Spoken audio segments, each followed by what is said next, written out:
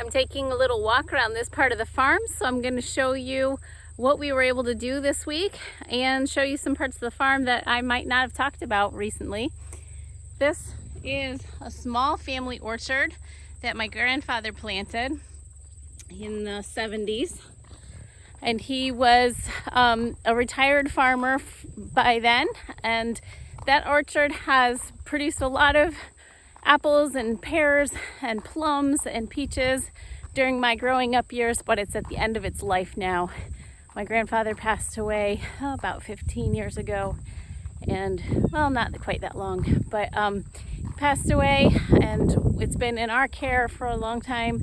And but the orchard itself is at the end of its life, and it's full of disease, and so the kids just get to grab whatever they can that falls on the ground, and we've replanted fruit trees elsewhere. But since we're not a fruit farm, it's not a top priority. This side of the road here is a small field. I can't quite remember what was planted here. Maybe something was planted here in the spring.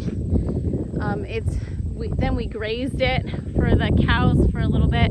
And then today we were able to get the tractor through here to disc it, which is just disrupting the soil so that we can then plant cover crops. Now, cover crops are important for organic farmers because we never want to have bare soil. That causes erosion and causes the life inside the soil to kind of starve. It needs the nutrients that plants growing in the soil give it. This is our summer squash and cucumber field. It's been mowed down because we're done with summer squash and cucumbers. I heard one of our farm workers give a cheer when he saw that, because he spent a lot of time in here, but it gave us a great summer squash harvest and an average cucumber harvest. It was kind of short, I think, because of the dryness. But one of the tasks that we have to do here is to pull up all this plastic. And we've been waiting for the rains to come because, as I've been saying to you in these videos over and over again, the soil is so packed and dry and hard that it's really hard to work. The crew was in the field pulling up, I think they said 7 rows of plastic today in a different part of the farm. Really hard, dirty work. If the soil was looser and there were less weeds, then they'd be able to do it faster and it wouldn't be quite as hard.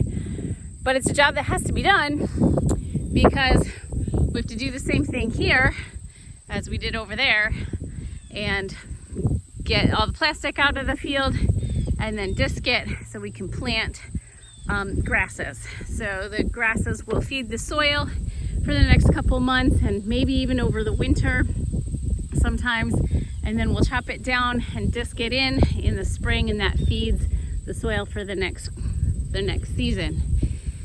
Now here, I did a video weeks and weeks ago. The crew was here weeding the okra.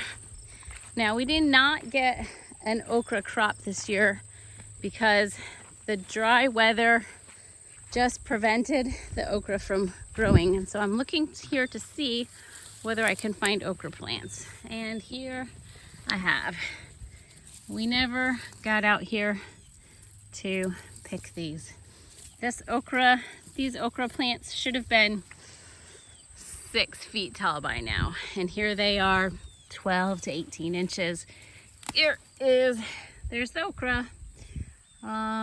And I will try to take a bite and see. It's really tough. Really tough. So it looks decent from the outside. That one does. This one, doesn't look so great. And then this one just dried on the plant. Yeah, it was too dry for okra. And then over here is our beans. We planted some beans this summer, hoping that we would get a late summer bean planting in. Sometimes we even get a fall planting of beans in. And they just didn't grow. They didn't have the water that they needed. Didn't have the rains. And this here, we might have, I think we mowed that field, that row at some point, looks like. And then we've also had deer pressure. We've had deer, you know, when it's dry like this and food doesn't grow in the other fields for the deer and, you know, the stuff that they usually eat. And so these bean plants didn't grow, and the deer come and they eat the tops of the bean plants. So we didn't get to harvest that either. And carrots never got planted because the soil was, the carrots are just way too tender, and if you put them in the ground, those little tiny carrot seeds, they're so fine and tender, kind of like hair, and they burn up, and there would have been no way for us to keep them alive past the time where they were so tender. We just didn't have growing conditions for even putting carrots in the ground this year. So we're sorry. That's the way the season was. Not very many beans this year. No carrots this year. We know those are favorites and we love them too. And we just couldn't do it because we didn't have the rain through June and July that we needed, and August really.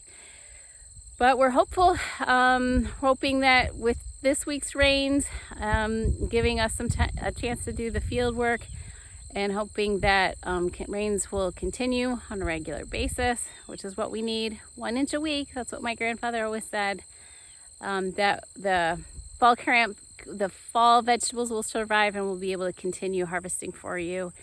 We'll make it work no matter what. That's what we do because we're farmers. But here's hoping for a good fall. Thanks for being farm members and for sticking with us. Some of you are new, some of you have been with us for years, and we really appreciate trying us and supporting us for all these years. We'll keep farming for you.